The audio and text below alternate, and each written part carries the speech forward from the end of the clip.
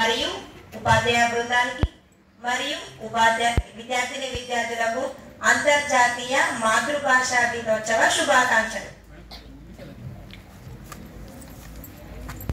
తెలుగు భాషా దినోత్సవం ఇంత గొప్పగా జరుపుకోవడం అనేది మనకు యునెస్కో ప్రకటించింది. 1999 ఫిబ్రవరి 21గా స్థాపించడం జరిగింది. కానీ 2000 సంవత్సరం నుంచి దీన్ని అమలు చేయడం జరిగింది.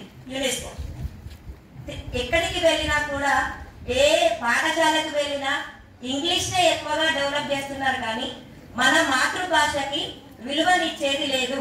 ఈవెన్ ఇప్పుడు 10th క్లాస్ చదువుతున్న విద్యార్థులు కూడా ప్రతి సబ్జెక్టు మీద ఉన్నటువంటి ఇంట్రెస్ట్ తెలుగు మీద లేదు.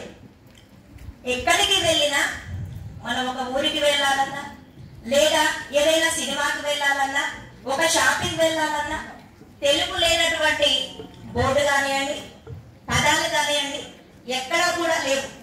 కానీ దాన్ని మాత్రం మనం నిర్లక్ష్యం చేస్తున్నాం. అవునా కదా? మీరు ఇంగ్లీష్ లో చదివినంత బోర్డు మీద పేర్లు తెలుగులో చదవలేదు.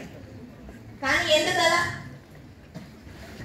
అక్షరాలు ఇదెందుకులే, తెలుగు మనకి 10th వరకే కదా, తర్వాత ఏదైతే ఏంటిలే అనేటువంటి అపోహ, ఆ అపోహను తొలగించండి. మన మాతృభాషని కాపాడుకుందాం.